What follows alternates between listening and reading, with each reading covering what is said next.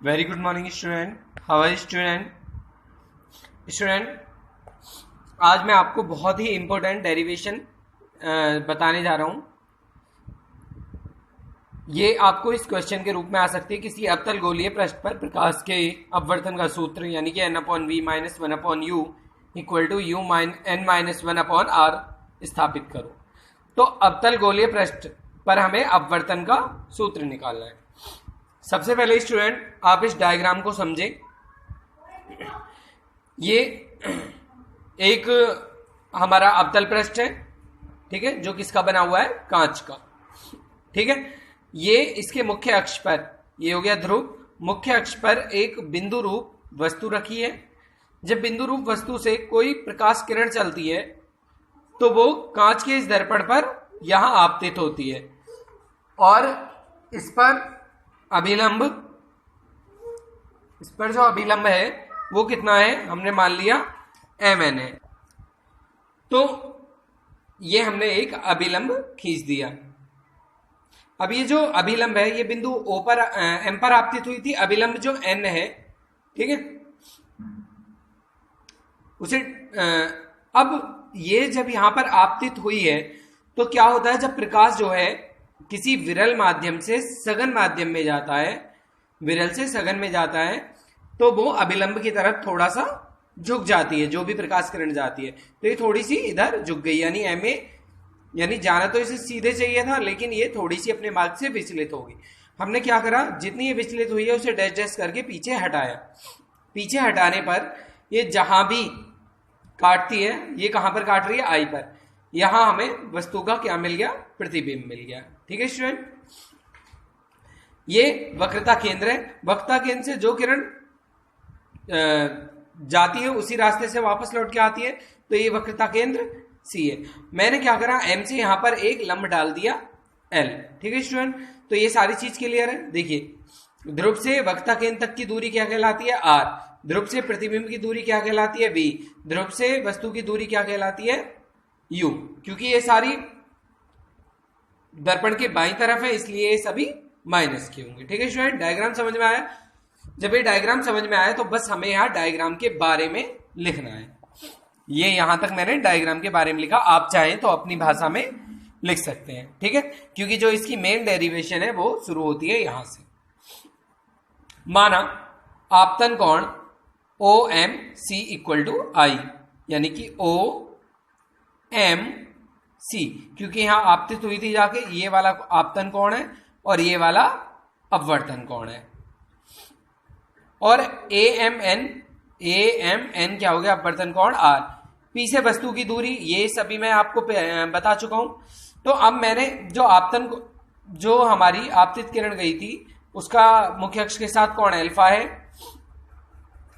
प्रतिबिंब को जो बना रही है किरण उसका, यानी कि जो हमने डैश डैश करके पीछे हटाई थी उसका बीटा है। और ये जो अभिलंब है वो क्या बना रहा है? गामा, ठीक है। अब अल्फा बीटा गामा कोण है। तो सबसे पहले हम एक एक करके त्रिभुज लेंगे। तो कौन सा त्रिभुज ले रहे हैं? OMC, त्रिभुज OMC। इस त्रिभुज में आप समझेंगे कि OMC, स्टूडेंट मैं आपको यहां बता देता हूं, जैसे इस तरह का त्रिभुज बना हुआ है, ये OMC, और ये वाला कोण कितना है? अल्फा कोण है। तो OMC अल्फा है और ये टोटल जो कोण था ये कितना था हमारा? I। तो स्टूडेंट आप, ये था I, डायग्राम में देख सकते हैं आपतन कोण कितना था? I। स्टूडेंट आप त्रिभुज का नियम जानते हैं, उसमें आप त्रिभुज में एक आपने प्रमेय पढ़ी होगी, बहिष्कोण प्रमेय। तो ये वाला जो कोण है ये बहिष्कोण है, ठीक है। तो ये वाला अगर हमें कोण निकालना है तो ये जो बहिष्कोण कोण होता है ये सामने वाले दोनों कोणों के योग के बराबर होता है, यानी I प्लस अल्फा के बराबर होता है। तो मैंने ये यहां पे लिख दिया है। तो OMC, अब ये यहां बाहर कौन सा कोण आ रहा था? गामा। तो ये किस किस के बराबर हुआ? अल्फा प्लस R के। सिमिलरली इस त्रिभुज में चलेंगे, IMC में चलेंगे तो गामा इक्वल टू कितने हो जाएगा? बीटा अब स्टूडेंट हमें ये वाला कोण निकालना है, तो ये वाला कोण कितना है, ये आर है, तो ये भी कितना होगा आर, तो यानी बीटा प्लस आर, गामा की वैल्यू निकल गई। ठीक है स्टूडेंट, तो हमने दोनों त्रिभुजों से, अब यहां से गामा इक्वल टू आया था अल्फा प्लस आई, तो आई की वैल्यू निकाल दी, यहाँ gamma equal to beta plus R, तो यहाँ आर की वैल्यू निकाल दी, स्नेल का नियम लगा दिया, sine I upon sine R equal to N.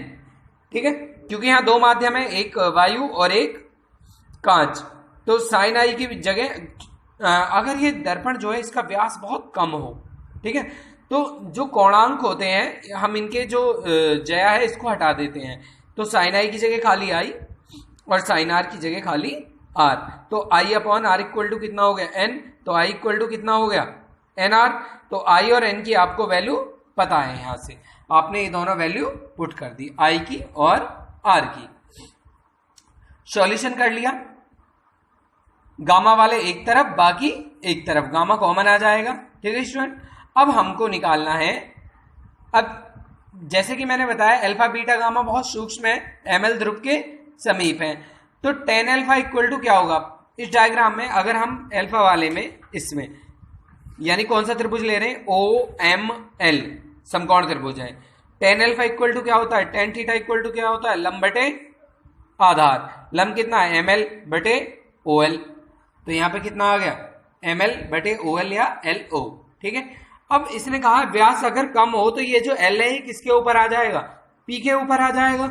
ठीक, तो एल ओ की जगह क्या लिख देंगे हम, यहां से ये ओ एल है इसकी जगह क्या लिख देंगे, ओ पी लिख देंगे। ठीक है स्टूडेंट, उसी तरह आपके समकोण त्रिभुज लेंगे, आई एम एल, वहां से टेन बीटा निकालेंगे, फिर सी एम एल, उससे टेन गामा निकालेंगे, सूक्ष्म कोण है इसलिए खाली अल्फा बीटा और गामा ही लिखेंगे, alpha equal to tan alpha, M L upon P O, beta equal to tan beta, M L upon L I, यानी कि M L upon P I, क्योंकि जहां भी एल आ रहा है उसकी जगह हम पी रख देंगे क्योंकि एल पी पर पहुंच जाता है। ठीक, इनकी वैल्यू हमें पता है, एम एल की वैल्यू डायग्राम में हमने दे रखी है, सभी वैल्यू पुट करेंगे तो यहां से आपका ये सूत्र बन के आ जाएगा। ठीक है स्टूडेंट, जिस तरह से स्टूडेंट मैंने ये अवतल गोलीय पृष्ठ के लिए करा है, सिमिलरली बस आप ये डायग्राम समझ लो, ये वस्तु रखी है कोई, ठीक है, अब उत्तल के लिए चल रहे हैं, ये कोई उत्तल पृष्ठ है, ठीक है, यहां वस्तु रखी है, ठीक, जब वस्तु यहां पड़ी, ठीक, तो ये अभिलंब से, क्योंकि अभिलंब की तरफ थोड़ा सा झुक जाएगा, तो जब ये इधर को थोड़ा झुकेगा तो इसे डैश डैश करके पीछे हटाएंगे तो हमारी वस्तु का प्रतिबिंब प्राप्त हो जाएगा। ये कौन अल्फा है, ये कौन बीटा, लेट कर लिया हमने। ठीक, ये अपवर्तन कोण है और ये आपतन कोण, ये ऐसे पड़ी थी, यहां पड़ी और इस रास्ते से गई, तो ये कौन सा कोण हो गया, आई, अभिलंब और आपतित किरण के बीच। ठीक है स्टूडेंट, तो ये हो गया आई। अब ये आर है, तो ये कौन सी कोण होते हैं, शीर्षाभिमुख कोण होते हैं, अगर जितना कोण ये उतना ये, तो जब ये इतना कोण आर है तो ये सामने वाला, क्योंकि ये दो रेखा हट रही है, दो रेखाएं, ये आर है तो ये भी कितना होगा, आर होगा। ठीक है स्टूडेंट, अब वस्तु क्योंकि हमेशा हम ध्रुव से नापते हैं, तो ये यू, यहां से यहां तक की दूरी वी, और यहां से यहां तक वक्रता केंद्र कितना हो गया, सी, और बिल्कुल सिमिलर पीछे की तरह जैसे हमने डेरिवेशन करी है, सेम स्नेल का नियम लगा के सेम वही डेरिवेशन है। ठीक है स्टूडेंट, तो ये हमारी किसके लिए, यहां तक किसके लिए आ जाएगा, ये उत्तल पृष्ठ के लिए। ठीक है स्टूडेंट, तो दो डेरिवेशन ये है। अब स्टूडेंट जो हमारा लेंस मेकर फॉर्मूला है, वेरी मोस्ट इंपोर्टेंट है, पतले लेंस के लिए सूत्र 1/f बराबर n-1, 1/r1 माइनस 1/r2 का निगमन कीजिए, वेरी मोस्ट इंपोर्टेंट है। देखिए स्टूडेंट, आप इसका पहले डायग्राम बनाएंगे, ये कोई एक पतला लेंस है जिसकी मोटाई हम, क्योंकि लेंस के दो ध्रुव होते हैं, अभी तक दर्पण की बात चल रही थी, अब आया लेंस, ये हो गया P1, ये हो गया P2, इनके बीच की मोटाई कितनी है T, और इसका माध्यम कितना मान लिया हमने N, क्योंकि इधर वायु है और ये कांच है, ये दूसरा माध्यम हो गया।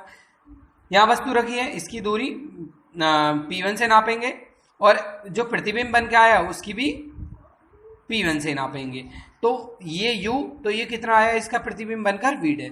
अब अगर हम ये किरण इधर से देखें तो ये जो किरण थी, जो वस्तु का प्रतिबिंब बन के आया था, इधर से ये वस्तु इधर वाले लेंस के लिए, इस पृष्ठ के लिए वस्तु का काम करेगा, और इसका जो प्रतिबिंब बन के आएगा वो कितना आएगा, v। ठीक है, वो P2 से मेजर करेंगे, नापेंगे हम। ठीक है स्टूडेंट। अब अभी मैंने पीछे जो हमारा फॉर्मूला ड्राइव होकर आया उसमें n/v बन के आया था, तो यहाँ v की जगह कितना है, v dash minus 1/u equal to n-1/r1, क्योंकि इसके दो पृष्ठ हैं, पहले वाले की वक्रता त्रिज्या कितनी है, r1, और दूसरे वाले की कितनी है, r2। ठीक है स्टूडेंट। तो पहले आप, क्योंकि पहले पृष्ठ से हम अपवर्तन निकाल रहे हैं तो इसलिए हमने क्या लिया है, r1। सिमिलरली अब हम दूसरे के लिए निकालेंगे। दूसरे पृष्ठ के लिए जो माध्यम है वो अलग हो गया, 1/n 1/n। ठीक है, और यहां v डैश की जगह कितना आ गया, v, और ये वस्तु का कार्य कौन करेगा, u की जगह कितना लिखेंगे हम, v डैश। ठीक, और 1/n, क्योंकि माध्यम विपरीत है इसलिए 1/n लिया है, -1/r2। इसका सॉल्यूशन करेंगे, थोड़ा सा सॉल्यूशन करने पर ये हमारी इक्वेशन थर्ड आ जाएगी।